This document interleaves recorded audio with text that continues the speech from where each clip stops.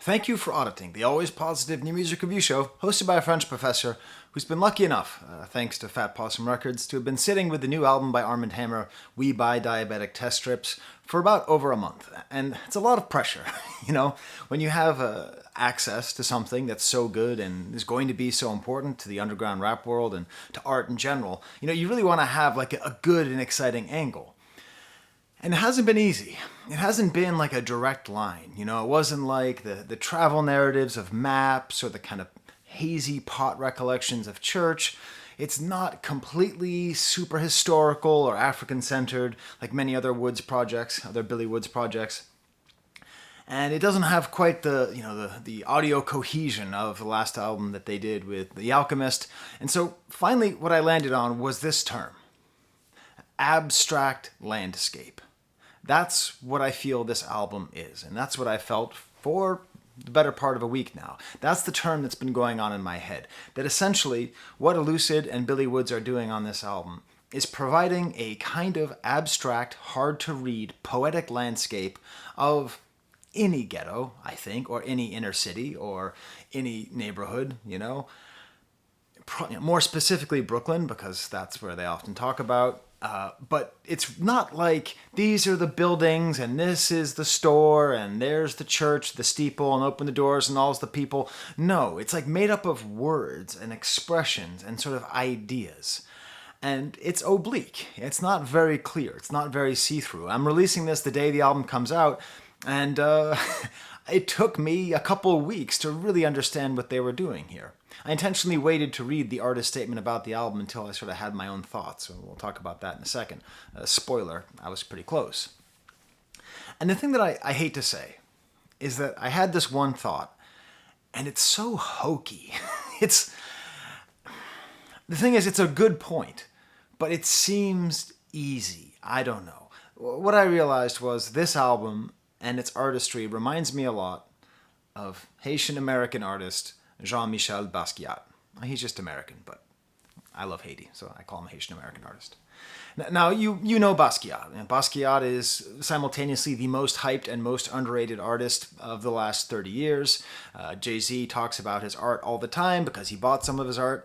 And the thing is I really do think that he is, along with Warhol, the most important artist of the second half of the 20th century. I don't even think it's close. I think his work is so good and so rich and so important. And what I want to do is I want to show you what I mean. Why this Armand Hammer album makes me feel this way. Because it's words, it's images, pollo frito, okay, asbestos, broken glass, all these kinds of words that you don't really realize it, but when you live in a city, or when you live anywhere, but especially in a city, words end up becoming a part of your vocabulary, become a part of your view. And that's part of what Basquiat was so good at doing, was taking these words out of context, putting them in an artistic context, and making you see them and making you think sort of an unsettling relationship to them. So a Spanish fried chicken place all of a sudden becomes the name of this painting, and the word asbestos, and you're thinking what is good to eat and what is bad to eat, and what is the landscape that is provided for the people who live in economically disadvantaged areas. It's often these kinds of words and images. In the case of this album, We Buy Diabetic Test Strips, but I'm not there yet. Another very famous piece by him, I think, works pretty well in the context of this album, Hollywood Africans. First of all, there's some African words up here. What is Bwana? But also meditation on sort of what is his place in Hollywood? What is his place in celebrity? What is he supposed to do with all of his approval from upper echelons of white society? I think these are some questions which Woods and E.L.U.C.I.D are asking here. So that's my sort of initial call, okay? That's my initial thought. And like I said, it feels hokey, but it feels accurate to me. So that's the kind of thing in the comments. I'd like to hear your comments. What do you think? Is it just too easy of a comparison to make because they're both New York artists who, is it too easy of a comparison to make? So that's what I had. I had this in my head, this abstract landscape. It is as abstract a landscape as those Basquiats that I showed you, which there's no hint of a building, there's no hint of a street, but to me it feels as though he is expressing his lived experience in a way which I can only grasp at. I cannot hold it. That's part of what makes Basquiat's work so great, and Woods' work so great, is you understand all the words. You get the words, you get the colors, you get the beats, you get the way the words are put together, and syllables make words, and words make sentences, and sentences make bars, and bars make verses. Verses make songs, but there's always this aspect, there's a certain degree of abstraction, a certain degree of like, to the point where, and I'm just speaking as an outsider, right? I know nothing of the lived experience of African Americans in America, of Africans in Africa, of anything that I'm listening to here, okay? So let's just get that out of the way, right? But what it makes me feel is what I imagine, what I've always imagined, is that listening to his music, as the kids would say, hits differently when you have lived that experience. Those things that seem abstract and ineffable to me might be much more clear and felt to someone who has that lived experience. Same way with Basquiat, with his weird words and his misspellings and his general sentiment. I think there's something which is deliberately and inescapably alien to me, despite the fact it comes from my country and comes from my culture and is in the museums that I go to. And that's the same way that I feel listening to these landscapes as well. So I had all that in my head, and after I had that, I decided to read their description. So the folks at Fat Possum, they're not like sponsoring. They gave me a free album. I don't review things because people give them to me for free, but I took a guess in saying I'm going to want to review this album. And so I read the description that was written by Elucid and Billy Woods, and let's see if I was on. This album is a midsummer's night in Brooklyn. The stage busy with gods old and new and unborn, the orchestra pit thick with weed smoke. Memories, true and false, tangle like wires. Afrofuturists rewind analog answering machines. Brownstones line empty streets on quiet nights where even outside the men's shelter they pass cigarettes in silence. Street sweepers rattle the morning, broken hovercraft sent from a past to do nothing at all. People move out of the building in the morning and move back at dusk, excited to get settled at their old place. Dropped calls fall into the ether. The cracked mirror in your pocket is past warranty, but not to worry, they have already mailed you a replacement. So, there it is. There, in a more extended format, is the concept of an abstract urban landscape. And part of what makes Woods so interesting, and Elucid so interesting, I'm sorry, I keep calling Woods because I just reviewed the Woods project, but obviously this is a 50-50 project. Part of what makes Armand Hammer, this project, so interesting is that they're funny, you know? They don't have funny voices. There's nothing about them, the way they talk, the way they deliver their lines, where you think they're going to be delivering jokes. But they're often quite funny. And it's sort of like, it's like a dark description. It's like a light description of a dark thing, you know? Let me explain. Let me go to the central image of this album, okay?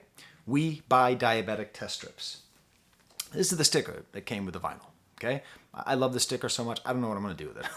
Whatever I put it on, I'm going to regret because I want to have the sticker forever. And if you have never been in the inner city, even many suburbs in America, if you haven't been basically anywhere remotely close to a city in America, then you've never seen these. But if you've been in America, especially in New York City, you have seen stickers like this, save for the Arm & Hammer, all over the place. We buy Diabetic Test Strips with a phone number.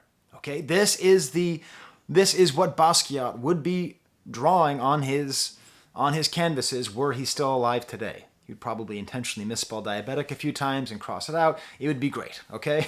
But this is the landscape. Do you understand? This is what is seen. Now, what the hell does this mean? We buy Diabetic Test Strips. I had to look this up. Did you know that a diabetic, on average, pricks their finger around 10 times a day to test their blood sugar? I don't have diabetes. I worked with a guy at Blockbuster. His name is Ryan Kelly. Really cool guy. He had diabetes. I remember that. Beyond that, I've had very little experience with people with diabetes. Okay? You prick your finger 10 times a day, and you drop the droplet on a test strip. And on that strip will determine how much blood sugar you have. Okay? This is literally life and death stuff for people who have this affliction. And I've never even thought about it. I just know that sometimes when I'm in New York and I'm visiting friends or I'm traveling around, I'll see these little stickers and I go, what the hell does that mean? What is a diabetic test strip? And who's buying them and why? It turns out the answer is capitalism, okay? But don't turn off angry because I'm going to go on some kind of socialist rant. I'm not going to go on a socialist rant. I'm going to go on a little bit of a socialist rant. Fine. Here comes a socialist rant. We live in a society, okay, in which many people are not insured, okay? In our country, United States of America, healthcare is perceived of as a privilege and not a right. I disagree with that personally.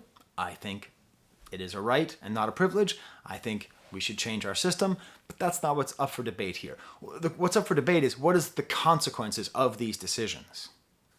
Many people who have diabetes do not have health insurance because it's hard to get health insurance if you're unemployed. So if you're unemployed and then you want to get health insurance, even if you want to pay for it out of pocket, you already got diabetes, you're a bad bet. They're not going to insure you. You're not healthy enough because they're going to have to actually pay you. And one thing insurance companies like is money. They love that stuff. They don't really like sick people, but they love the money, right? So these people who have diabetes and not insurance have to buy their own test strips. And they are buying them for thousands of dollars a year. Okay, they're going down to Rite Aid, they're going down to CVS, and they are buying diabetic test strips because that's the only way they can get them. It is a poor tax. Do you understand me? It is a tax on the poor.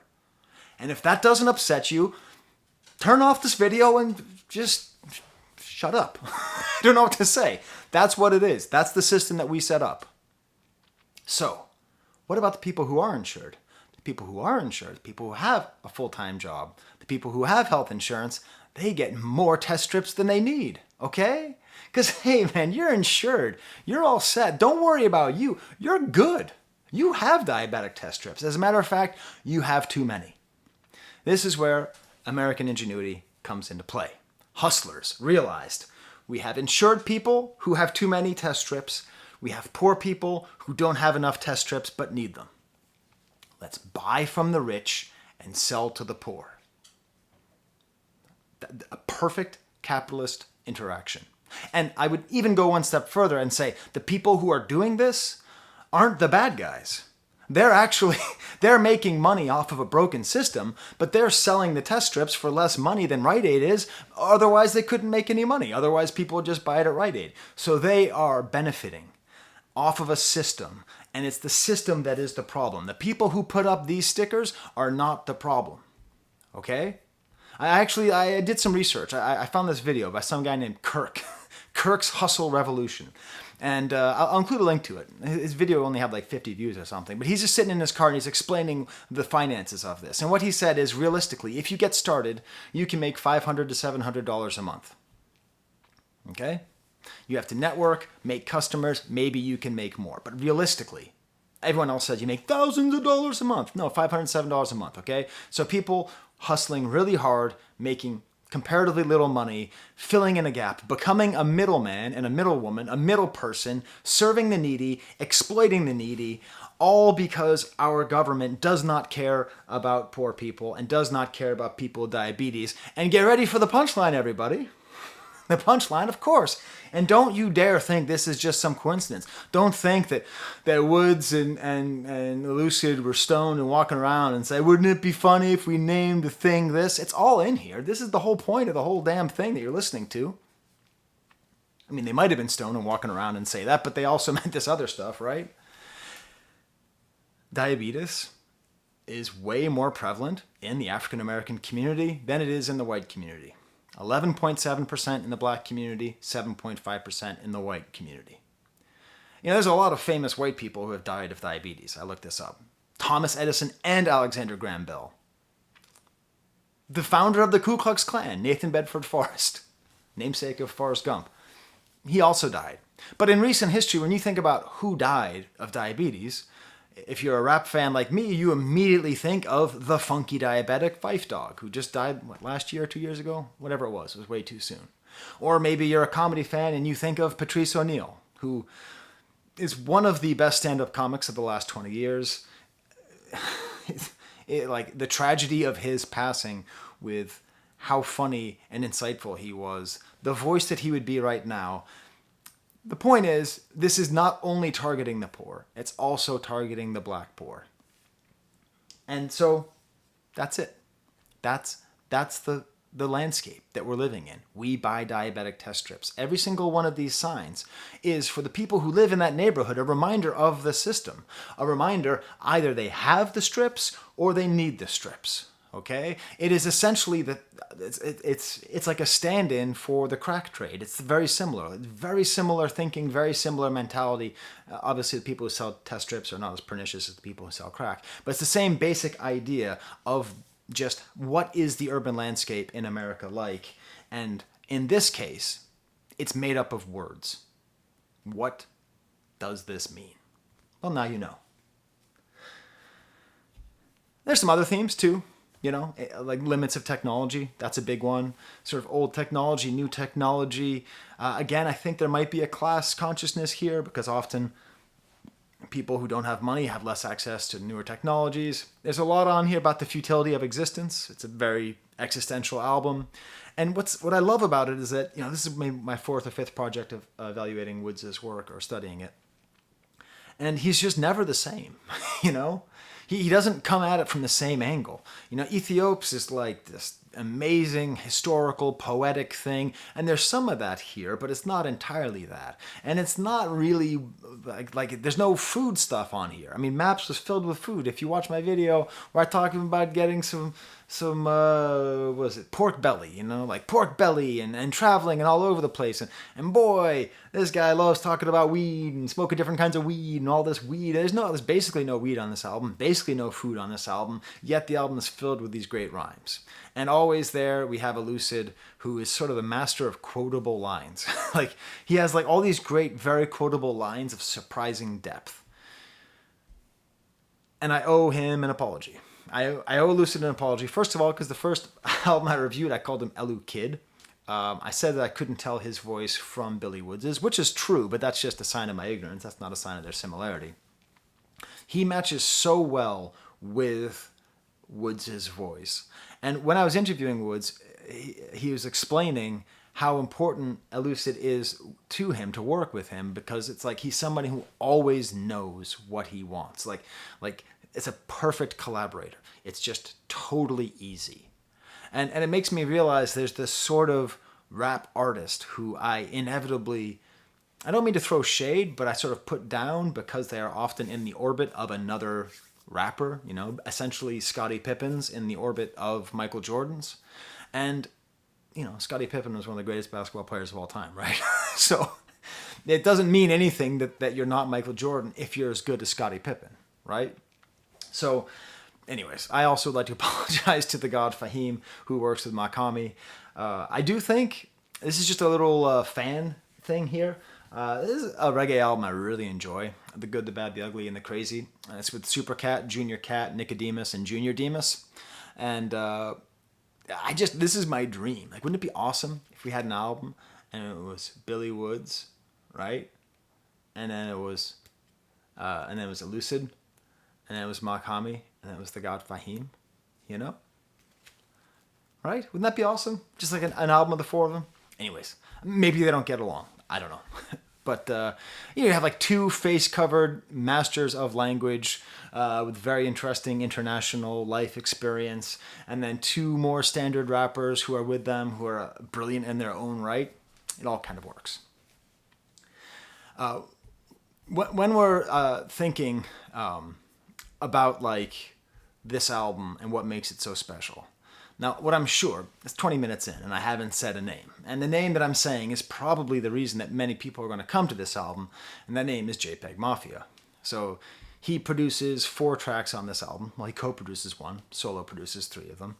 And that's exciting, right? I mean, JPEGMAFIA is on an amazing run from his solo albums to his work with Danny Brown. And what I think is great is that Haram is just, what a great album, you know? But it's all Alchemist, and this album has all these different producers. But what's great is it seems to be following the lead that is set by JPEGMAFIA. Every single song is doing something interesting. JPEGMAFIA is not even my favorite producer on this album. I'll tell you my favorite produced song on this album when we get to it. I don't know how long this video is going to be, but 35 pages of notes. So it's gonna, you know how long it's gonna be. I don't. So you can tell me in the comments if you want. I always like to know how long my videos were. Like I think he is setting the table, and then everyone else, the way it feels to me, is working in the same vein. And that vein is in the avant-garde mode. Now, avant-garde is a French term, which means at the head of the guard, basically the head of the army. But I want to sort of explain what I mean by it. It's like avant-garde music, and in this case, avant-garde rap. The primary thing it does is it pushes art forward in a way that is often uncomfortable. And as it develops over time, you become more and more comfortable with it until your taste is expanded, and then what was once weird is now just music. And depending on how culture goes, what's weird just becomes music, might just become normalized, okay? Public Enemy was batshit.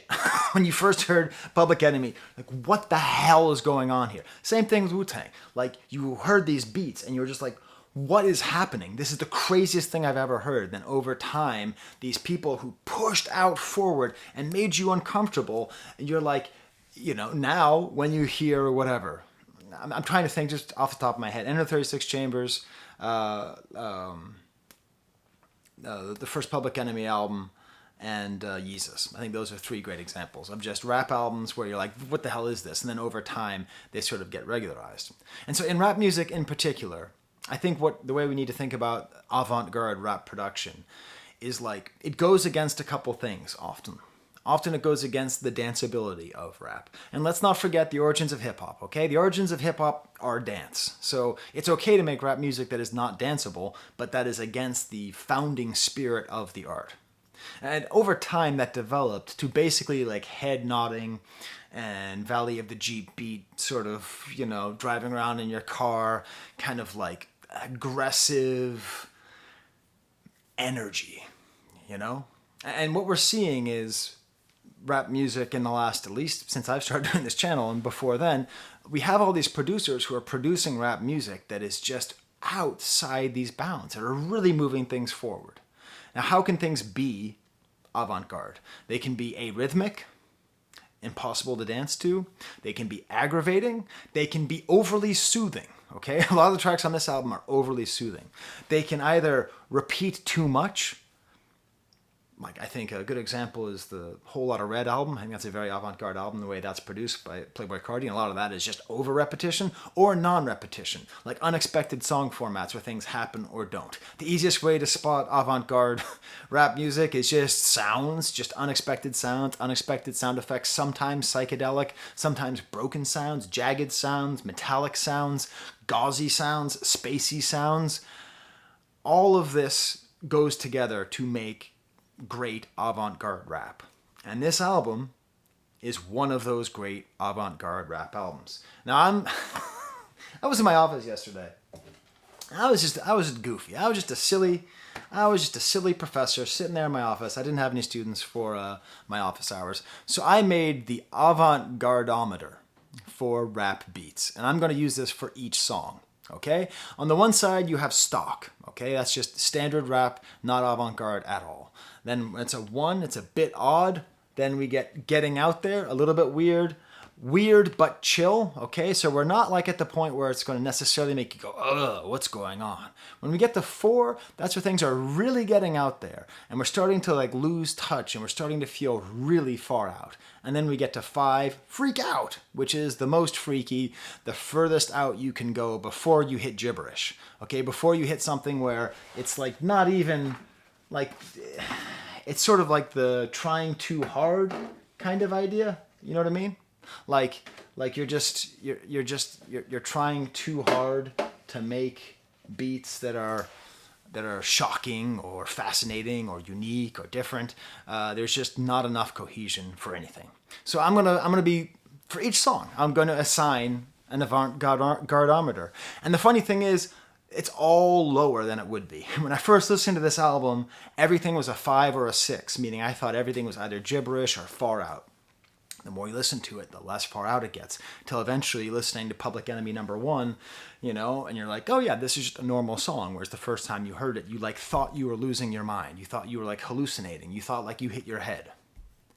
I will say that there's a lot of things I really enjoy about owning this album on vinyl. It's not a commercial. I think they already sold out. But the artwork, we have the artwork here with the two guys in front of a building. Again, part of this landscape. But they have this photographer. Who is this photographer? Alexander Richter, who just takes these great images. And it's the same basic idea. Like, what is the urban landscape in poor urban areas? We have this scam alert. I speak Spanish a little bit. I don't really understand what this is. Again, we have sort of like something covered by all these advertisements. There's just this nature of things being run down, abandoned, forgotten, and sort of all these hustlers who are able to kind of jump in and try to make something out of a system which has fundamentally failed them. So, also, one thing I want you to note when looking at the four sides of the album, part of what makes this such a great album is its flow. Its setup appears to me to be very intentional. So that it's first off, it starts and ends with JPEGMAFIA, which I think is intentional. But most importantly, side A, no features. Side B, mostly features. Side C, mostly features. Side D, no features. So it has that kind of feeling. And it moves along, and we'll see as we go along the Avant-Gardometer sort of how that all works and how that all comes together to have a sort of flow so that you're not constantly as far out as you can possibly be. My daughter asked me, why are they called Arm & Hammer? I was like, I do not know. Because I got confused, because when I saw their name, I thought it was a crack thing, right? Because Arm & Hammer's baking soda, and people use Arm & Hammer baking soda to stretch out their crack. All these things I only know about because I listen to so much rap music. But then I thought, well, maybe it's because of this painting. This Basquiat and Warhol collaboration with Arm & Hammer. Anyways, I don't know. Maybe I'll interview them someday, and I can ask them, and they will probably tell me something which I could easily find just by looking up on their Reddit. You can tell me in the comments if you want. Also, another thing you can do, you can subscribe to my channel. You're 27 minutes in, so if you're not subscribed to me, what? How much more do I have to give you? Come on here. Hey. If you just want to say something, like anything at all, if you say the letters AVAA, that stands for awesome video as always, I will always heart a comment. Even if you hide it in there in the middle of a bunch of other stuff, that's a way to sort of guaranteed engagement with me. I do read all my comments. I didn't used to respond to all of them, but now I can throw a heart on. It's a little permission structure for all of us to have a little communication there together. But definitely, if you like it, give it a little pouce bleu and give it a little thumbs up. Now let's get to the album, shall we? So, first track, Landlines, produced as was auto-corrected by my computer by JPEGMARIA. Now, I am going to start us out here right on the border of 4 and 5. The first time I heard this song, I'm like, oh my god, this is so wild. But I can't give this song a 5 because there's other songs that are a 5 that are super far out there. But how is it so? It opens up, backwards sounds, dial tones, dials on a landline, backwards dialogue. This is some real David Lynch, sometimes my arms bend back kind of stuff. Orchestra sounds. And then E.L.U.C.I.D just starts perfectly with this kind of waltz cadence. Extra crispy on my 3-piece. Leave a message at the beep beep. Beautiful lines talking about his dad jeans and Game Boy in the backseat, and then these phone ringing and all these backwards sounds. And then Woods comes in, and then what ends up happening is this is sort of a two-man weave. There's an Injury Reserve song called Three-Man Weave, which I think is a great way of describing when rap artists are a group and when they can just weave in. And this is sort of like that, but the song is so fractured. There's so many different sounds and things happening. It's hard to say that. Rather be codependent than a co-defendant. Goofy, funny line to start off. By the way, I don't have the lyrics to this album, so I've had to type out all the lyrics. I'm recording this a day before it comes out, so hopefully I'm getting these lyrics correctly. All these weird sounds like office phones. He talks about voice to text. Speaking of JPEGMARIA, voice to text fucking up, still sent it, caught the sentiment. And this is that failure of technology, old technology, new technology, and I use voice to text all the time. And sometimes it does go wrong, but it captures the sentiment. Perfect. Just like he talks about how like and this is sort of a continuation from some of the themes from like hiding places and maps. Like I want to buy me a home and sit on the stoop, sipping something smooth. We have the sense that he wants a life of comfort and ease, although it seems to be he's a little bit ambiguous about this idea. All these overwhelming odd sounds. Elucid comes back and he's like, so his voice is like lowered and it's so, all right, screw it. I'll put you just over the line of 5 because it gets super weird. And then there's like orchestra and all these different layers of stuff. Like, how do you even rap to this? That's what I can't, like, I get it that these are master rap artists, right? Elucid and Billy Woods are experienced and talented, so that's how they can do it. But, you know, I mean, even if you think about like the greats, you know, if you went back to like 1986 and said, hey, Rakim, rap over this, I don't know what he would say. I'm not saying he couldn't do it. I'm saying he would be shocked that it is what people do. And then it ends with some subway sounds. Again, more of this abstract landscape. These ominous horror sounds, and then this conversation. There's all these conversations, and this is a thing where time will tell, okay?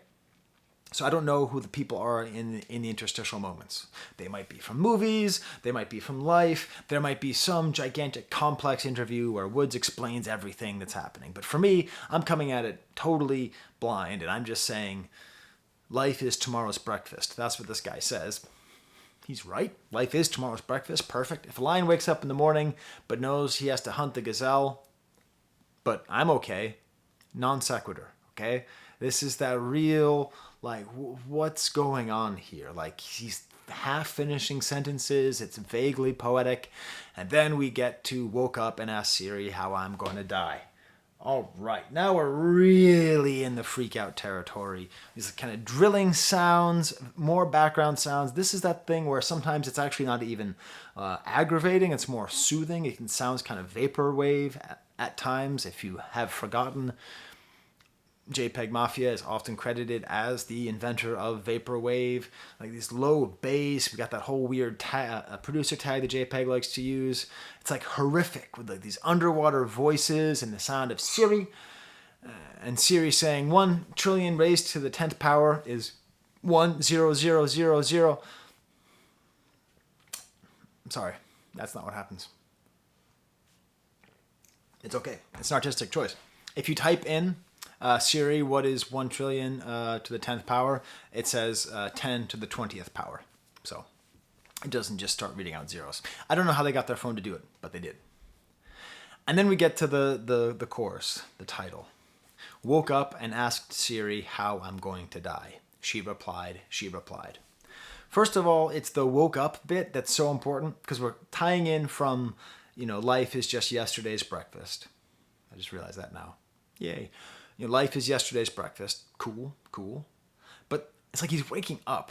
Like, waking up is supposed to be a time of hope, a time of anticipation. And he's just waking up and he's just like, how am I going to die? You know, that's that bleak existential nature of this album. It's very bleak, right? The landscape that is being presented is bleak. And the thoughts that are happening inside of this landscape are equally bleak. So it's important that he's not just saying, I asked.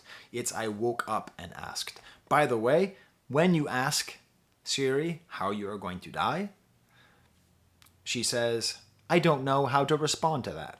So she does reply, but I don't know how to respond to that. There's like a choir, there's like a beat change and like a weird fade out, and like low bass sounds and some sounds like pornographic Uggs in the back and more vaporwave sounds and little tiny melodies. Then eventually some heavier drums come in and the beat gets harder and harder as it goes. At times I almost want to call it like dream pop rap. Do you see why it's so far over here in the 5 in this avant-garde area? You know, Woods just like kind of goes, then sort of fades out, and then Elucid jumps in, and I ain't seen the bottom yet. I be lying like I'm just a man. And then we get this whole Woods verse, which I have all, because this was on Genius, so I just cut and pasted here. And it's just being able to see his lyrics are just really does help you to understand his artistry. Mumbled through the brain fog, tonight is like a chainsaw, cookies crumble, I know that's what you came for, fake humble with a head full of case law. Just just that sentence, okay? Fake humble with a head full of case law. It's like, what? All right, how does a human brain create that sentence? It's a logical sentence, more or less, but it's 5 over here as well. Fake humble with a head full of case law? What kind of coleslaw? Marbled steak, put it back in the case so it can age more. Patient carnivore, ate till my jaw ached. Wait for her to say I can have it raw. Wild dogs, fresh wound and old scars. Wild cards, pulled out the deck as if the game weren't already hard. Wild thick, quit therapy, she fixed. Healing factors with the claws, weapon X, décolletage. You haven't lived till you're pulled over your baby mother's car with a grip. So he's like describing like this woman that he's with, and she's like chaotic, and he's describing this. And then he just keeps going. I saw, I flipped a couple mitts and dipped like W.D. Fard. W.D. Fard, who was the founder of the Nation of Islam, one of the most fascinatingly mysterious characters in world history. Where did he come from? Where did he go? Nobody knows the answer to these questions. Nation of Islam, one of the most important contributions of America to the world of religion. Scientology, Mormonism, Nation of Islam. We got some pretty interesting stuff going on here. He just disappeared. Left a tip in the room with the key cards. Life's a trip. If you live long enough, you're going to see it all. Life's a blip. I flew in under the radar. So all of a sudden, it's about life being long and life being short at the same time. And that's the idea of waking up and thinking you're going to die. Just feeling totally like life is too fast and too slow at the same time. Then we get to the next track, the flexible unreliability of time and memory. Now, this is a very far out there song. This is still in the, what? But it's not quite as far out as the other JPEGMAFIA songs. It's got this word one repeated twice, and then we get this flute loop repeated a couple times. There's one thing I haven't mentioned yet. WBDTS players. The We Buy Diabetic Test Strip players. So they have real musicians all the way throughout this album, which makes it even more avant-garde because it's doing another thing which I didn't mention you can do in avant-garde music is just create new modalities, right? New. So if you're mixing together a rap beat put together on a computer with like an actual woodwind player, all of a sudden you're doing something that isn't generally done. You're showing other artists, hey, you don't have to do like the Roots thing. You don't have to have a full orchestra like Jay-Z on that, frankly, not great Unplugged. You don't have to do all that stuff. You can just sort of mix it all in together. So like these flutes that we're hearing are actually being played by Shakaba Hutchings, who is sort of the secret star of this whole album because like there's so much great flute and marimba and drums. It's awesome. And it even though real instruments should make everything feel more calming, less avant-garde, less disturbing, less weird, because it's paired with this very, very antagonistic production throughout the entire album. This album doesn't care if you like it, right? It doesn't at all. It's not trying to make you happy. It's trying to make you think. It's trying to make you, I don't know what, but it's not trying to make you happy. It actually makes it more avant-garde that way. Elucid, again, just his beautiful way of just saying these lines that I want to quote all the time. Fake trees at the Apple Store. There it is. There's an early reference to the Tree of Knowledge on a previous song. So I think this is tying it together to that. So the Tree of Knowledge is like an apple tree in the Apple Store, fake tree in the Apple Store. What is real? What is synthetic? I only have one job. You still do that? Like the way that Elucid delivers the line. You still do that? Like, it's going to be like, I think you should leave line. Like, I'm just going to have that stuck in my head like, oh, you still do that? Oh my God. Was that a good Elucid impersonation? I'm not going to do it again. You can rewind it and tell me in the comments if that was a good Elucid impersonation. I don't do good impersonations, but that I think was good. Certainty is a circle. I don't believe you. Whoa, man. Okay, whoa. And then at a certain point, these weird female voices come in between verses. Certainty is a circle. Ooh. And then everything's kind of muted for Woods' verse. I read the papers even though they told me not to. I got the paper, but I don't need the how-to. A house divided, pick sides for the Civil War, like pick-up ball, half-court, 4-on-4. So he's reading the news, and he is seeing the fair chance of a civil war in the next 10 years. Okay, not a great chance, but a chance at all. Okay, depending on how the next election goes, a couple things could break wrong. We have enough guns and enough people who are easily fooled by opportunistic media on both sides that we could theoretically have some kind of civil war.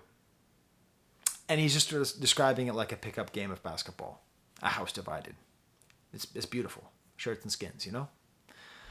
I suggest you leave the police sketch halfway drawn like you realized you describing Allah. And this is why I want him to work with Makami. You know, they both refuse to be photographed without their faces covered. For, you know, as far as I'm concerned, that's great. You know, I'm all in favor of people preserving their privacy as much as they can. You don't have to be punished for being an artist, okay? You don't owe the public anything because you choose to give them something and they choose to pay money for it, okay? But just the idea, it's so funny. Like the idea of a police sketch artist drawing and then being like, oh shit, this is Allah. Like, you know, because you're not allowed to draw Allah in the Muslim tradition. It's a very serious, it's very, very serious. It's très haram, right? It's very, very not okay in their religion. So you don't ever want to draw Allah.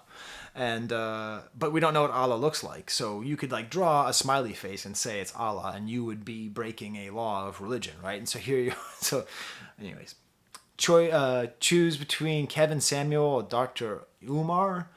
The choice is yours, but I assure you, Jimmy Ball is not coming through that door. I don't get it. Okay, I know Kevin Samuels is. Okay, he is a very important person in the manosphere. If you've not watched FD Signifier's videos about the Black Manosphere, dear God, don't ask me to summarize it because I will do a bad job. But I've watched his video on the Black Manosphere literally 2 times. It's hours long, but doesn't like it's so good. He describes it so well. So a sort of negative choice to have right there. Right? You have somebody who is putting a very sort of toxic, unhelpful vision of masculinity that really, really hurts men. A lot, a ton. So much does it hurt men. Not even as a feminist does it bother me. It bothers me as a person who loves men, like myself, right? Like not loving men in a sexual way, but loving men in a humanity way, right? Like, it's not good. All these right-wing red pill guys, their primary job is making money off of hurting men as much as possible. That is their goal. That is their aim. Or Dr. Umar, who is like a Pan-Africanist, but he's also like anti-gay and anti-race mixing. I don't know much about him. This is the point where I've now mentioned a couple people who are very popular online figures. And some of you might be Kevin Samuels fans or Dr. Umar fans. I am not being facetious at all. Please tell me in the comments if you think my summary description has been too vague. Please feel free to tell me ways that I don't understand what I'm talking about. I am not an expert on these cases. I am telling you what I understand from watching someone else talking about them. Let's have a dialogue in the comments. I mean, if you just want to call me like a hater, I'm not going to respond. But if you want to actually like tell me like why they're better, I may not agree with you. But for posterity's sake, why don't you put up a defense there? But who the hell is Jimmy Ball? So I assure you Jimmy Ball is not coming through that door. This is quoting Rick Pitino, who was a former coach at Kentucky. He went to go coach the Celtics, the Boston Celtics. And he was in a press conference. He was getting mad. And he was like, I assure you, Robert Parrish is not walking through that door. Larry Bird is not walking through that door. So this is what it's a quote in, but I don't know who Jimmy Ball is. I looked up Jimmy Ball on Google. There's a current player on the University of Rhode Island basketball team. I don't think that's him. There's a soccer coach in England named Jimmy Ball. There's a Canadian sprinter from like the 60s named Jimmy Ball. I don't know who he is, but I do understand the next line. Choose the ball or the sword, liquid pour, my cup runneth over, I still feel poor.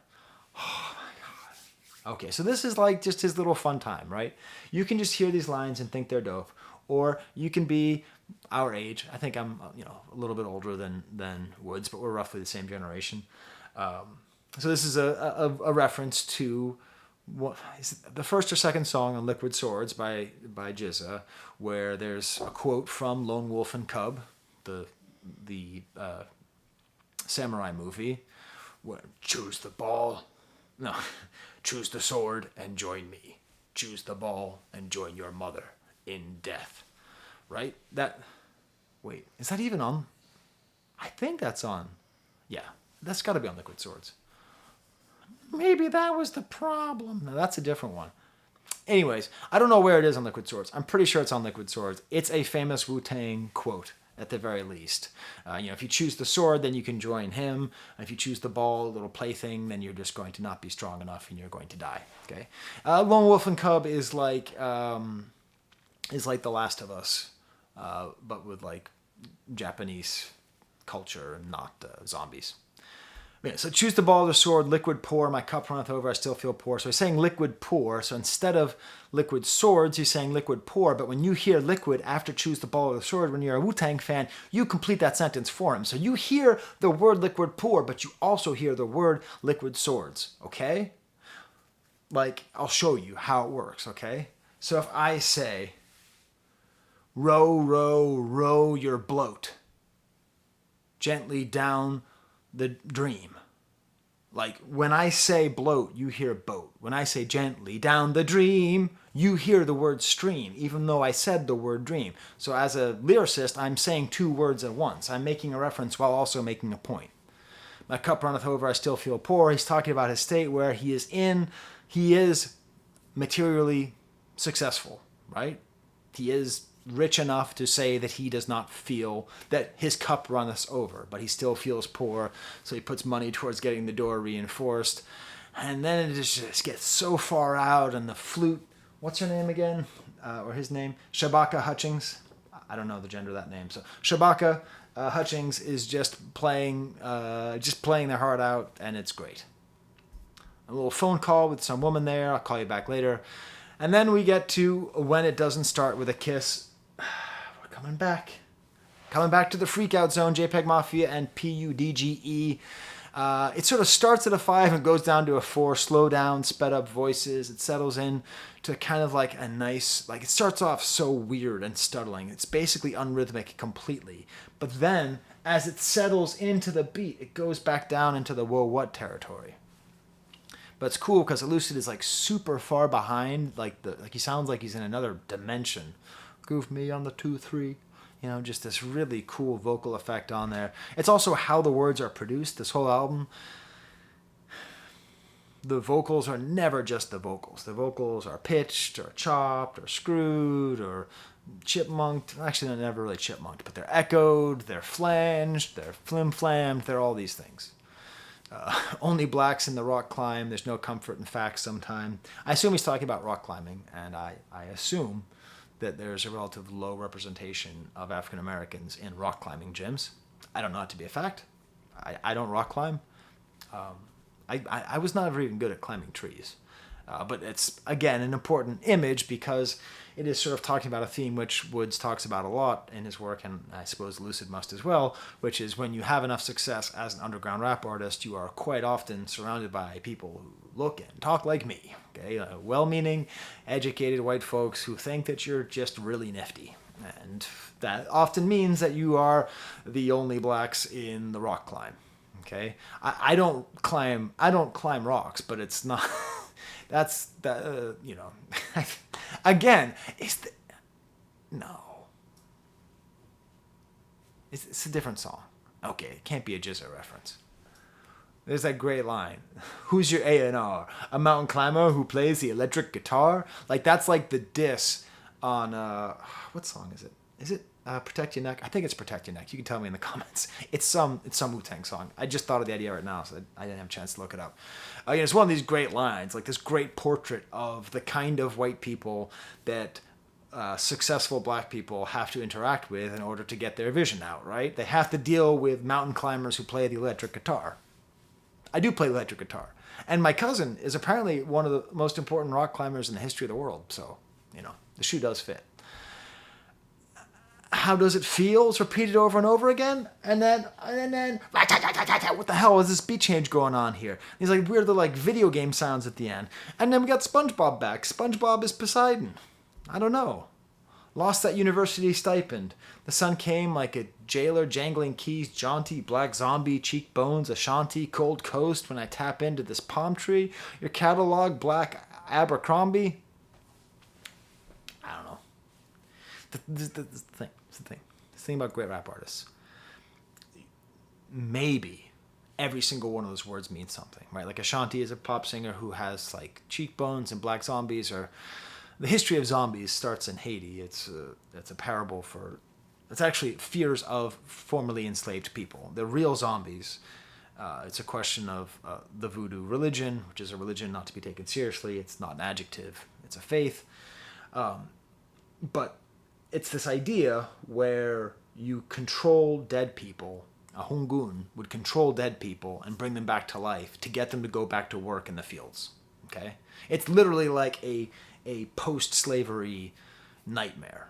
Like, what's the worst thing that could happen? You could die, and then you'd have to go back to work. Eventually, George Romero changed what zombies meant with the movie Night of the Living Dead, which at the very least had an interesting race commentary in it. But that's what the zombie is. So he's talking about black zombie, cheekbones, Ashanti, Gold Coast. He's sort of tying into the sort of West African, Haitian origins of real zombies. So maybe all these words mean something and tap into this palm tree, or maybe he's just doing the Ghostface Killer thing, and he's just spitting out these awesome words, and you're like, how does he put all these words together? Why did he put these words in? The black zombie, cheekbones, Ashanti, Gold Coast. Why are all these words together? Your catalog, Black Abercrombie? It's awesome. Just great words. The next track is I Keep a Mirror in My Pocket, featuring Cavalier. This is produced by Preservation, and you see, there's a rhythm here, okay? Now, this is not quantitatively good and bad, by the way. This is just how avant-garde are the beats. This beat is awesome. It's just a little bit less challenging than the other ones. Part of the reason why is the We Buy Diabetic Test Strip players are just going off. Nice kind of cool, I think it's xylophones here, maybe vibraphones. I always forget which one's which. I think there's both, actually, because there's some mallet instruments that are metallic and some that are wood. Kind of a jazzy drum bit. These great kind of boahs that happen on the one. It's just this really beautiful beat. It's just great. You see what I'm saying? Like, so I'm saying it's a 3 or a 4, but there is no insult at all in this beat. It's cool because Cavalier, so we are officially on side B, okay? So we have our first guest appearance, and it's Cavalier, and he has kind of like just a younger voice. Woods and Elucid both sound, if you hear how I sounded 20 years ago, I was like, hi, my name is Skye, woohoo! It's just how, the older you get, the deeper your voice sounds. It sounds a little more tired. So it's nice having this kind of more quiet voice. A couple references to mirrors throughout this album. Mirror, mirror, keep your face out of my face. And then I realized that this is actually like a mirror as in Black Mirror. Like a phone is a black mirror. Did you know that's why the TV show is called Black Mirror? Because a cell phone is like a mirror that's black that reflects you back to yourself. So he's like angry at this mirror. Black Mirror episode ruined my marriage! So that's cool. And he refers to it as a handheld obelisk. Again, it's this ambiguity about technology, old technology and new technology. It seems to be that when we're in this bleak landscape, that the nature of the technology may change, but the fundamental problems and just desperation persist, whatever form they take. I can't tell if this is my favorite Elucid verse on this album. God, I love it though. Don't invite me to your house. Ask me to remove my shoes if your floors ain't clean.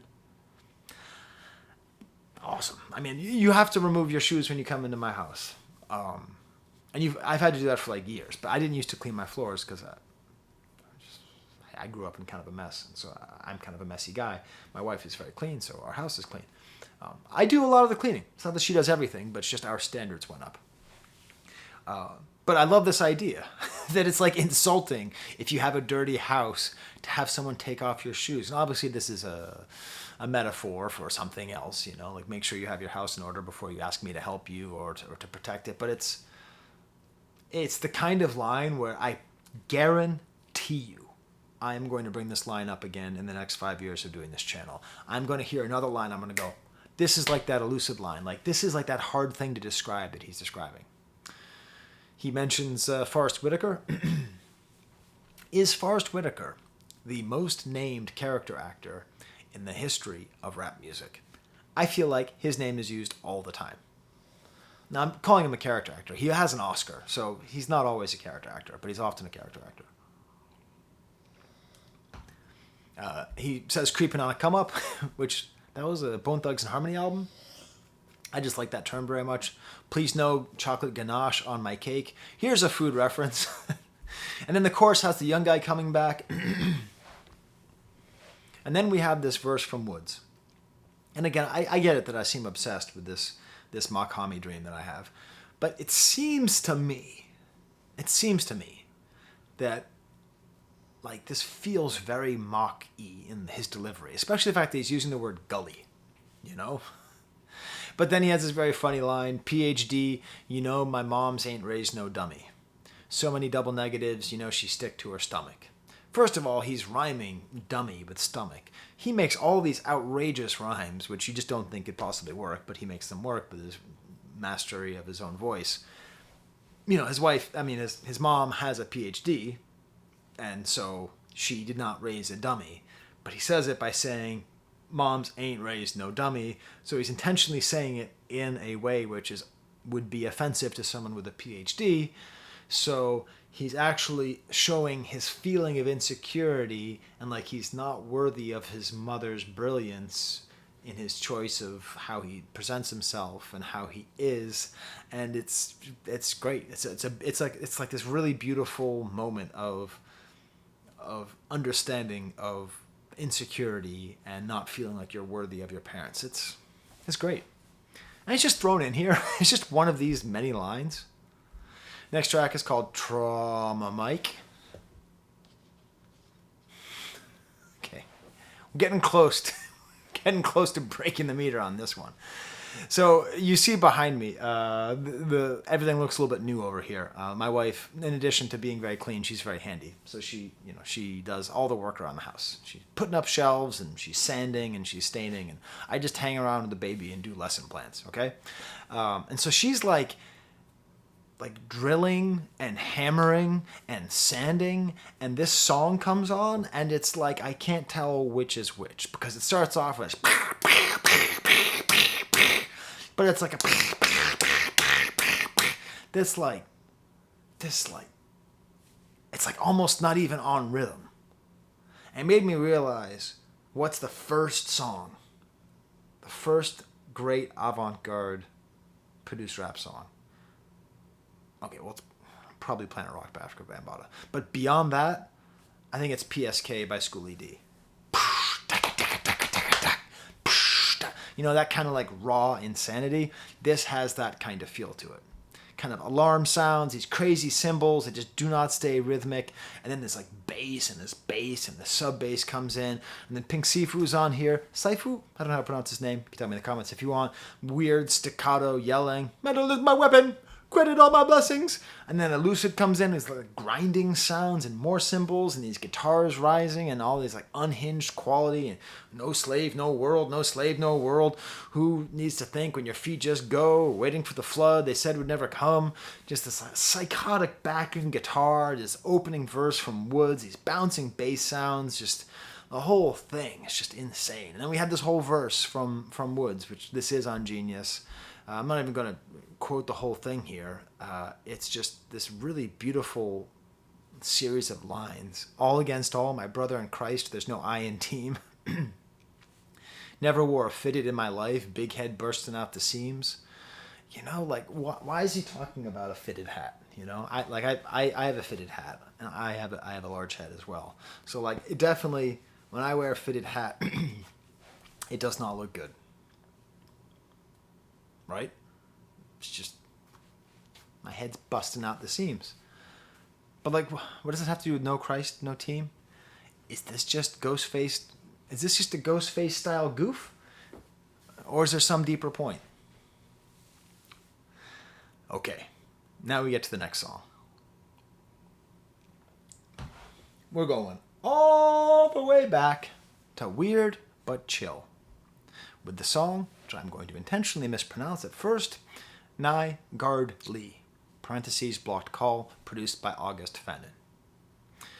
Now, I should first of all tell you, this is getting a 3 on the Avant-Garde meter, but this is, in my opinion, the best produced song on the album. This is my favorite production. Maybe I'm biased because August Fanon worked on HBO, Haitian Body Odor by Makami. But I love August Fanon's production. I don't feel like I pay enough attention to him. This is just great. But let's take some time to study the title of this song. The word is spelled Niggardly, which means it has a lot in common with the ethnic slur, which I will call the N-word. It starts with an Nigg, has a vowel, and then R. Okay? It's important, though, that this word is an adjective which means stingy, miserly, not wanting to get rid of money. This comes from Old English, a word naigon, which is from an Old Norse word. Okay? So I'm not going to say the N-word, but I will say the title of this song, because now we have established that the word that I'm going to say, that is the title of this song, is in no way connected with the N-word, which is connected to the French and German words for black, the color black, negro, nègre, which eventually became the N-word that we know today. The word niggardly has nothing to do with the N-word. Now, great, we're all set. So I should be able to use this word freely. Should I? I don't know. History is interesting, okay? When you actually study there's a Wikipedia entry called Controversies Over the Word Niggardly. Okay? I'm even uncomfortable having this word on tape right now, because there have been multiple professors who have been chided, threatened to lose their profession for using this word, which is a vocabulary word. Okay? It is like miserly. There was an aide for a Washington, D.C. mayor who was fired for using the word when talking about a budget. So, one more story about the word. This comes from Christopher Hitchens, who's my house loves Christopher Hitchens. I like a lot of his stuff. It was while giving a speech in Washington to a very international audience about the British theft of the Elgin marbles from the Parthenon, I described the attitude of the current British authorities as niggardly. Nobody said anything, but I privately resolved, having felt the word hanging in the air a bit, to say parsimonious from then on. Okay? So he's understanding this idea, that even though the word does not mean anything to do with anybody of African descent at all, that the word is gone. The word is lost. Okay? Now, of course, there was like an old song from the 30s called the niggardly N-word, so let's not pretend like people have not been using this word in that way. Let's not pretend that some of the people who used this word and got unfairly persecuted were doing it in a way in which it was a dog whistle. Okay? But this is where we get into just general questions, which is a question I'm fascinated by, the role of usage in language. So there's grammar, okay? There is the truth of grammar. The truth of grammar, in a prescriptive grammar sense, is that the word Niggardly means miserly or stingy, okay? And then there's usage, how human beings use it. It doesn't matter what the word means, because it is always going to mean the N-word to people who hear it. Now, when I was younger and I had my kids, and they were teenagers, I would use this word sometimes. And I used it to prove a point, which is to say, don't always, because young people, especially young people, like to jump on people. They like to be word police, So one thing I tell them, by the way, your kids will think that you're a monster for using the word stupid. The word stupid will be like using the R slur.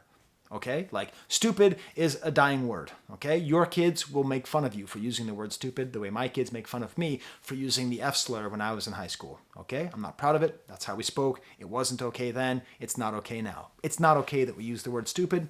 Eventually we'll come around on that, right? So I would use this word, niggardly, and they'd be, and then I would explain to them. I do the same thing. I would use the word queer as strange, because that's what the word originally meant. Even while picking up sticks in the backyard, I would use the F slur because that's what that word means. Now, was that good parenting? No. I was being an edgelord. It was stupid. It was stupid. Because fundamentally, we have to go to the Church of Lebowski and say, no, Walter, you're not wrong. You're just an asshole. if you are a white person using this word because it has no meaning, it doesn't mean that, then you're just being an asshole. To close out with another quote from Hitchens from the same article for Slate. Now, the word niggardly can pass out of the language and leave us not much poorer. And it's true. Parsimonious, miserly, that works. So, I'm now no longer going to say the word. I'm going to pronounce it in that other way. Nygaard, like the character from Fargo. And why do I like this beat so much? Because it's got this great, hard, good drum line. It's like a little bit of respite. It's like a little bit of like head nodding in the middle of this album. Like there's this great bass at just the end of this 8-bar sequence and all these weird water crystal sounds. It's so good. And the way they rap on it, it's just so perfect.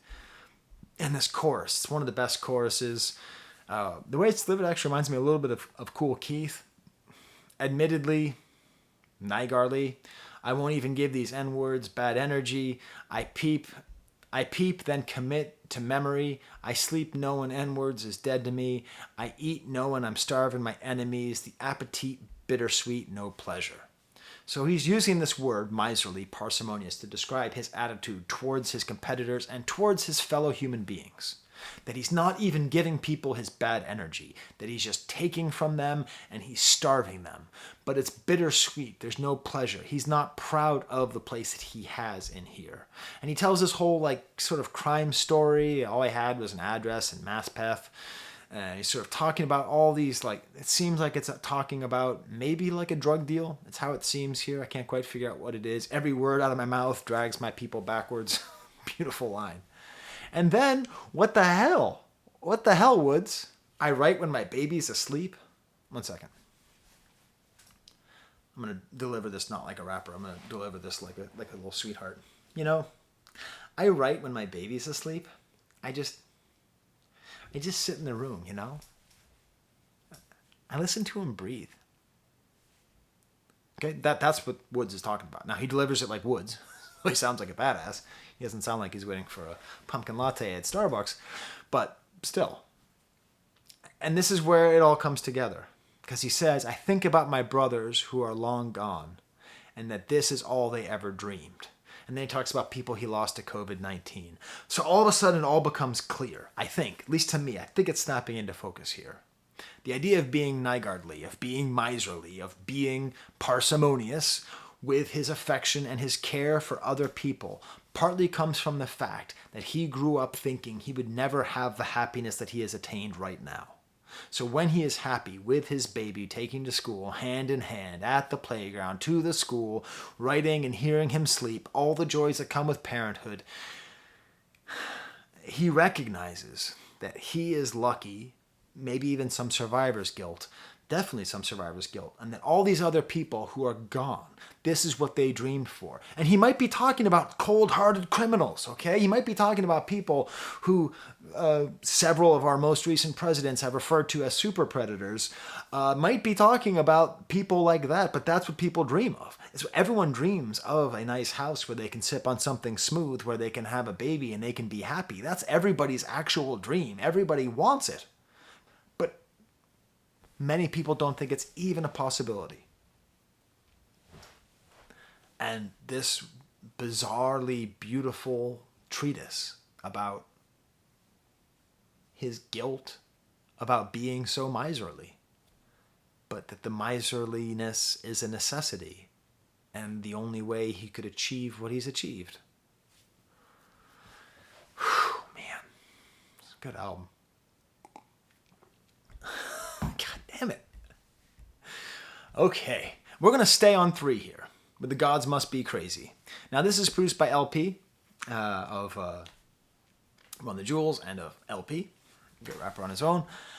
And, you know, this beat on any other album would be a 5, but on this album, it's a 3. It's this great sub-bass, maybe some African, some techno, like a little bit of rap. It's kind of going between, like, these sounds. It just sounds like a Run the Jewels song. Like, I half expect to hear, like, Killer Mike at any point. There's even this crazy, awesome LP chorus. And the final verse has, like, some different sounds and then comes back. And then we have to get to this title. The Gods Must Be Crazy. The Gods Must Be Crazy is a movie from 1984, 3, I don't know. I never saw the movie. Because it seemed whack. But I know the plot of the movie because everybody in my age knows the plot of this movie. It's about a tribe in Africa where someone throws a Coca-Cola bottle out of the sky and it lands and they create some kind of religion around this Coke bottle. It's roughly based on the idea of a cargo cult, which is the idea that primitive people, when they come into contact with modern objects, because they can't comprehend them, treat them as some kind of religious intervention. This then extends to weird stuff about pyramids and all that. But the point is, let's keep it here, right? That this is a very common way of shaming and mocking people who are perceived of as being less civilized than we are. But what would we do if an alien race dropped some incomprehensible object that made no sense to us and then disappeared? I don't know. So, okay, already we just have this title. And most of you listening probably don't know about this movie and don't remember it and whatever. It might be a good movie. It might have like a deeper meaning. It might not be weird and racist. I haven't seen it. Oh, dear God, please tell me in the comments. Is The Gods Might Be Crazy weird and racist? It seems weird and racist. That's why I've never watched it. But maybe it's actually not. Maybe it has a positive message. But either way, then he just gets started. Zimbabwe, Rhodesia, drive-in movie theater, Toyota Cressida, heavy metal speaker, Don't Kill the Messenger, Henry Kissinger's my album's only feature. I'm not going to describe to you the entire history of Henry Kissinger and his interventions in Africa. I will just say, Henry Kissinger is a very complicated figure in history who did a couple good things and many bad things. Okay? Very complicated. Good things he did were very good. Bad things he did are some of the worst things that America has done over the past 100 years. And a lot of those were interventions in Africa, especially fighting against communism. And he was in Zimbabwe. And the idea of Henry Kissinger being his only feature, first of all, is funny because Henry Kissinger has a very funny voice and speaks the German accent. I would love to hear him on a track. But the idea of Henry Kissinger essentially being like his presence and, by extension, American foreign policy, especially in Africa, especially during the Cold War, is a guest feature on his album. It looms so big in his life. And then we have an Elucid verse, but then we're just, come on.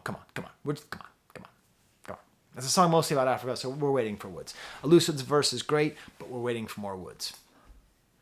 The happiest Africans, how I started my verse for Live Aid. Rehearsed for We Are the World and got cut for Chris Hayes. Had Belafonte coughing up in that uptown church that boudet. I went to the ends of the earth, sunburnt black as Pompeii. White women with pepper spray in their purse, interpolating Beyonce, illegal formations. Okay.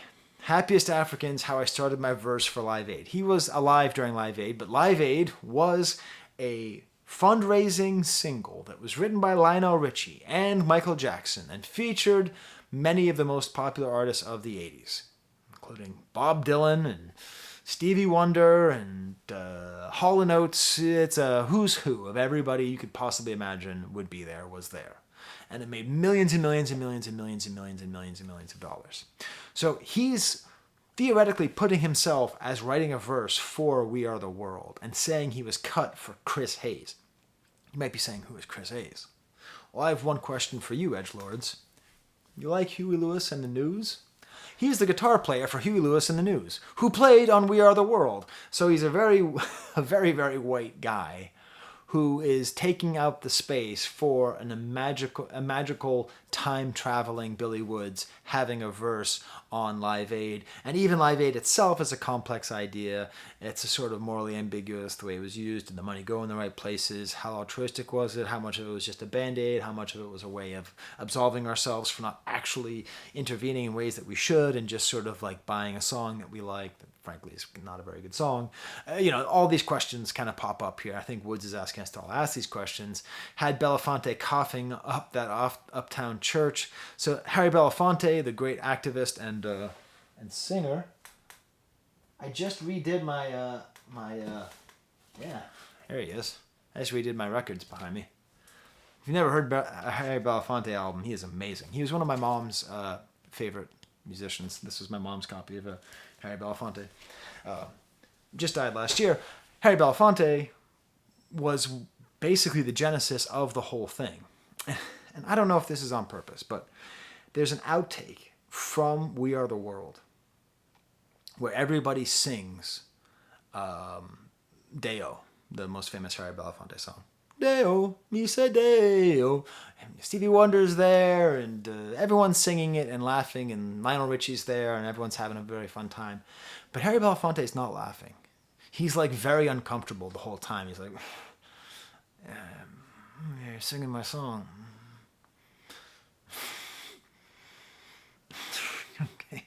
Okay, another verse, huh? And everyone just seems super coked out and just having this wonderful time. And it really feels like Harry Belafonte is suffering. I don't know if that's what this is about. I don't know if it's there. And then white women with pepper spray in their purse, interpolating Beyonce, because Beyonce talks about keeping hot sauce in her purse, and that's how you know she keeps it real, and that's on this song.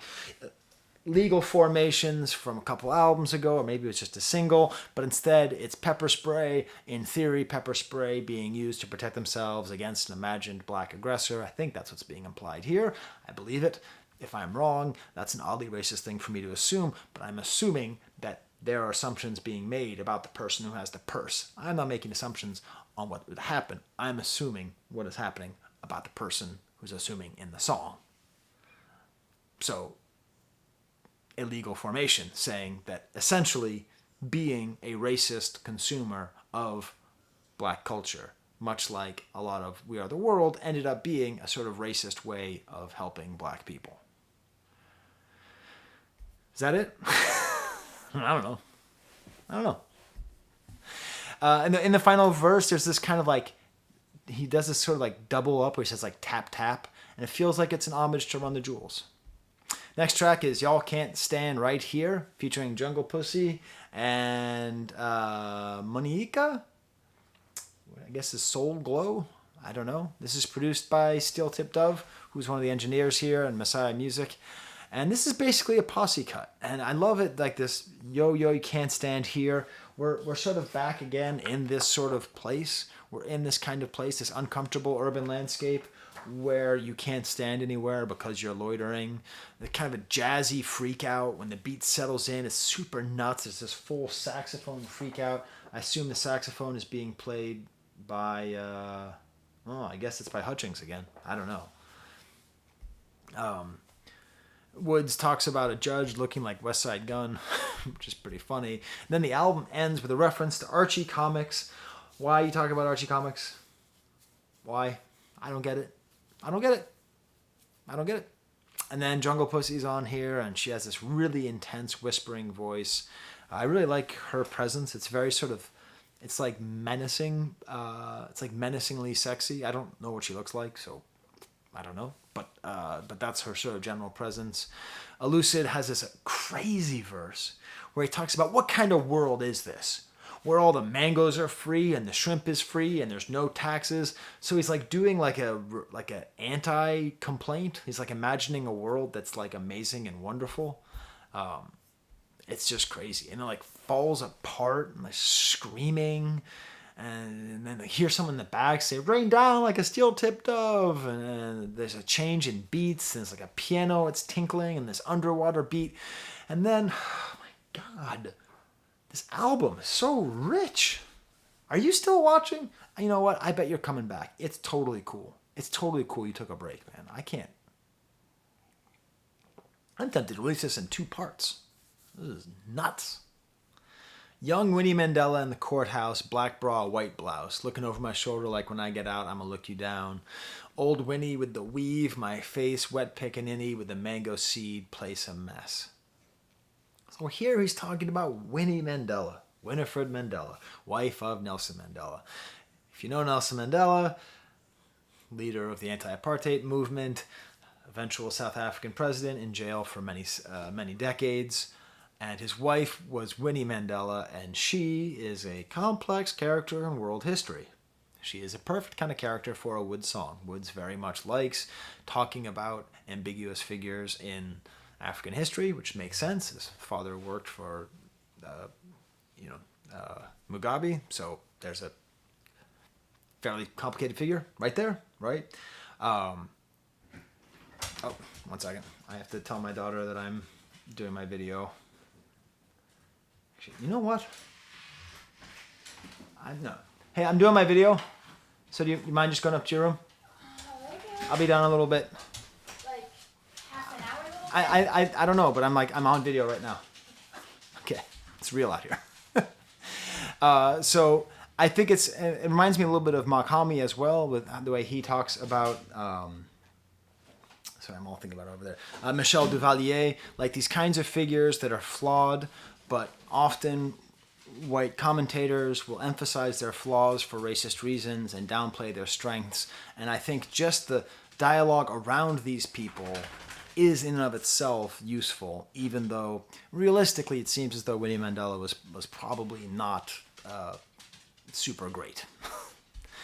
And then just this beautiful multisyllabic mosaic rhyme run he goes on at the end.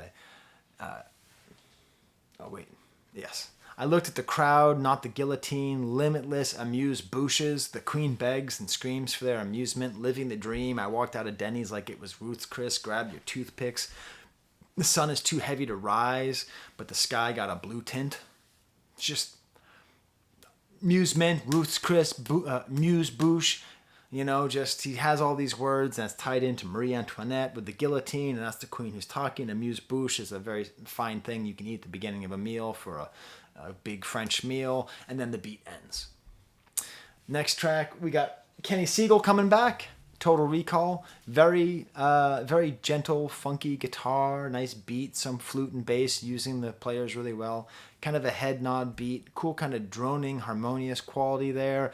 And then it's like it gets all chunky. It becomes a chunky, messed up beat, chopped up kind of like, and then some flute in the back and the voice in the back and a bicycle bell and a voice in the back is like, ah! So, we're going to move that a little bit towards, whoa, what? Elucid, everyone wanted to be naked and famous. Tricky said it. I'm like, go ahead. I like that Tricky album. I like him mentioning there. The voice drops out with this phaser effect and the bicycle bell and the more chunky beat. And every time I bit my tongue, turns out down the line I should have said something. 18-wheelers on the rhyme amphetamine. I'ma keep trucking. My bedtime stories had the kids crying before I get it tucked in, but fucked it. Just beautiful mixing around with these multisyllabic rhymes. And then he has this whole verse, this whole end of this verse where he's talking about people who lie about their life. And he depicts their real life.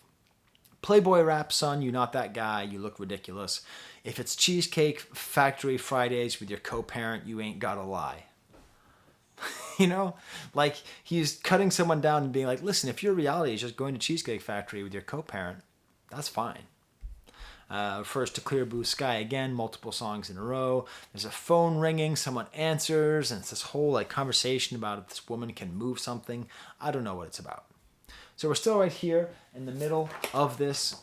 Okay, we're in the middle of this side C here. We're still with all these guest appearances. So here we have Jungle Pussy and Curly Castro. Backwards flute sounds. It sounds sort of like, I'm going to move up here into the 4. It sounds kind of like Formula 1 almost, like these B sounds. Then it's cool funky bass and guitar. I assume these are real instruments just playing here. This great double hi-hat beat that's playing at the end of the phrase. It's... Is Willie Green? Is he one of the? Yeah. So Willie Green is one of the people who mixed this album. So I'm gonna assume that when it says he produced it, that he's just jamming with these folks. It's just great. And then it starts super freak out, but then it just gets kind of chill. Starts off with Jungle Pussy, who's just the smell of Jungle Pussy's in the air. What's up? You want to talk about politics? You want to talk about equality, or you want to talk about this body? And then it gets weirder again. And the whiny B sounds and the flute and total insanity with the Castro halfway through, just these thumping bass sounds. And then it goes back to kind of chill, the kind of A section where Woods goes after Rap Genius. Maybe he has that in common with Makami. Misrepresenting the rhymes and all that. Imagine Jesus reading the gospel, SMH, Rap Genius, improbable readings. So his frustration at improbable readings. Probably with me as well, If you watch my interview with him, it's mostly me saying, hey, when you said you were walking down the street, was the street that you were referring to a reference to the Zimbabwe Revolution? No. Oh, okay. And that was what the whole interview was like. So, and then he like does a little bit of rap bravado, which he doesn't do a lot of in general. I'm not stopping till the speaker wobbles, till the edifice topples, till the best they got grovel. Not too proud to run from a squabble. You know, just this like full kind of bravado mode. I really like the Curly Castro verse as well. Like all the guest appearances are good here. They're not like too stand outish, you know. Elucid's there to close. He might even have like the best verse on this song. I just love this part where it's like just the bass and the flute. Like we're so far away from the A part because we don't have the B's in here. Beads, but eventually they come back. They don't want stories, just numbers. Glory, hella stupid. No one escapes the dysfunction. If you can't be used, then you're useless. This is the definitive anti-capitalist, anti-late stage capitalism verse. And I'm not saying that I know Elucid's political standings. I'm saying if you want to say everything that is wrong with our system, the way that it exists, and what it does to humanity, this is the line. They don't want stories, they just numbers. Okay? Hella stupid. Okay? Like not hallelujah, hella stupid. If you can't be used, you're useless. Our system takes people, turns them into a number. If that number cannot be used, then they are expendable and useless. Beautiful. Perfect. This is going to be in my head for the rest of my life. They don't want stories, just numbers. I am a professor. I teach French. They canceled the French department. I'm a very good French professor. They don't want me teaching it because I don't have the numbers. I don't have enough people there. There's not enough numbers. I can't quantify what I do in a way that's acceptable. Therefore, they don't want my stories. They just want my numbers. I can't be used. I'm useless. Don't Lose Your Job, featuring Pink Sifu again and More Mother. I'm going to put this... Woo, boy. This is actually one of the more palatable ones. Not palatable, but less challenging. Jazzy drums and rising synths, a little hiss at the end of the beat. It's a little bit odd. It's basically a posse cut. Starts off with Woods, which has this great verse. My old friend still got a bum knee because the '03 Eagles didn't cover. 93 till I get that. My Infinity J30 Vision board was uncluttered. So like a friend of his has a broken knee because of a gambling bet he couldn't pay back. That's what he's referring to here. Again, just sort of more of these sort of stories that reveal a kind of life of desperation and bleakness. And then 93 Till Infinity is the Souls of Mischief album, which actually turned 30 today. I saw a note from it. It's weird. They had a renaissance because of TikTok. My daughter is like a big Souls of Mischief fan, which is like, what? Them? Cool. So the name of their album is 93 to Infinity, and they're talking about the Infinity J30, which was a luxury sedan from the 90s. And so he's like remembering his previous days of wanting to have money and have material ease, that sense of desperation. It's all right there. It's all in that one little line. It's rap history, and it's also car history. Then goes straight into Pink Sifu as this great whisper, nice comparison between the voices. Never want to be the reason someone lose their flight. I can only complicate the subject I can't change. Then the beat extends, and then it changes. Getting a little bit out there. And then Elucid sort of like starts doing this weird singing thing. What doesn't kill you makes you blacker. Interesting line. And then More Mother comes in, full-on poetry style. A little more flutes, repeated voice. Maybe even headed up more towards weird but chill here. And as always, it's nice hearing her poetry here. Well, then on the final half, the final side D, the last three songs, Supermoon, a little bit higher here between weird but chill and whoa what, distorted keyboard sounds, what sounds to me like if a transformer farted. That's what these sounds sound like. The drums start and stop, back and forth, these weird sounds. This is all produced by DJ Haram, who has another track on this album, which was, what was the other one that Haram did? That was super good. Trauma Mike. Yeah, so DJ Haram really came out super strong in this album. Just very warbled verses from Elucid, and then Woods' verse just kind of like starts, and the beat gets a little bit more steady, and this kind of mellow keyboard.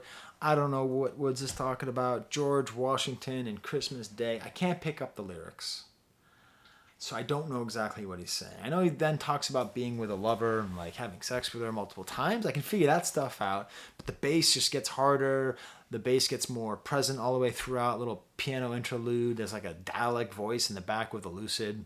Exterminate in the background. The piano ends up starting and restarting. It's wild. We're going to stay right here in this kind of whoa, what freak out area with Switchboard. Restarting buzzing sounds, computerized compressed sounds, Atari 2600 sounds, switchboards, modems. It's just nuts, just broken technology. Everything's breaking. This is like a scene where someone like a haunted electronics store. Okay, like the bass ends up being the connective line through here, and this line keeps on being repeated. Face behind the mask, behind the face. All these layers of masks that we sort of wear and that we hide from ourselves. Everything gets weirder during Woods' verse. The echoes and curl away. Some like moaning, high singing. Drums come in, and then Woods just sounds like he's in the other room, and the phone keeps ringing. My wife said, "Are you calling somebody?" I said, "No, I'm just listening to Armand Hammer." We close with The Key is Under the Mat. JPEGMAFIA brings us all home. We're going to stay here in 4. We're not going to go up to 5 because the way this is avant-garde is this is gauzy. This is vapor wavy. This is a little lilting rhythm with some percussive instruments that remind me of Backstreet Freestyle. Do you hear that? The flutes are in the background. Once again, we got Hutchings in the back playing some flutes. Really strong poetical beginning. Everything that matters is finite. I think everything that matters is infinite, right? So, I mean, this is just a spiritualist versus a materialist argument here, you know, if we're going to get philosophical about it. If you say everything that matters is finite, like that's true in a way, like everything that matters in your day-to-day life has to be finite, but everything that matters, like the ineffable, the eternal, that's infinite. So, he's just going to throw that line out there. And if you're like me, you're just going to have it just bounce around in your head for a while. Princess and the Pea, but it's a Glock 9 under the mattress. Beautiful image using the Hans Christian Andersen, I think, story, the Princess and the Pea, but instead of being a little pea, it's the Glock 9, indicating the thing that keeps you up and makes you uncomfortable is your need for constant vigilance, your lack of comfort, the fact that you live in this place here. And then this dude makes his references go so deep. The Key is Under the Mat, Maggie and Hokey, Love and Rockets. Love and Rockets? The 80s underground comic by the Hernandez brothers? Love and Rockets? Like, I get, like, anime references. I get, like, nerdy stuff that some rappers mention, but Love and Rockets? What? Cool, you know. I like read like one issue of Love and Rockets, but I wasn't smart enough. I was like, I don't want guys in underpants punching each other. You know what I mean? Like that's why I like comic books. You know, I don't go for all this actual people living actual lives. You know, like Maggie and Hokey. You know, this is what they look like. Just so you know, this is who he's talking about. Okay, they're a couple. I don't think they're supposed to be lesbians, but they are females who are in love with each other. So I guess bisexual or something. And the thing is that Maggie works at an apartment building, the Capri Apartments. So this is this whole theme of like this. You sort of get the sense that Maggie is almost like a slumlord in this song. The Key is Under the Mat. Maggie and Hokey, Love and Rockets. That security deposit ain't coming back or isn't coming back. I don't know which one. Elevator artifacts in the hall, closet, boxed and stacked. So it's talking about like moving. It's talking about things there. It reminds me of Maps where he talks about mail not being forwarded if you're poor. It's the sense of moving, of leaving, of losing your security deposit. I've lost every security deposit I ever put down and I never did anything to deserve it. But landlords are sons of bitches. So what are you supposed to do? Yeah, I'm talking about you. I'm talking about you. Franklin Avenue in Los Angeles made me buy my own stove, put it in, and then charged me money because I didn't remove a stove that I gave to you. I lost my security deposit because I gave them a stove.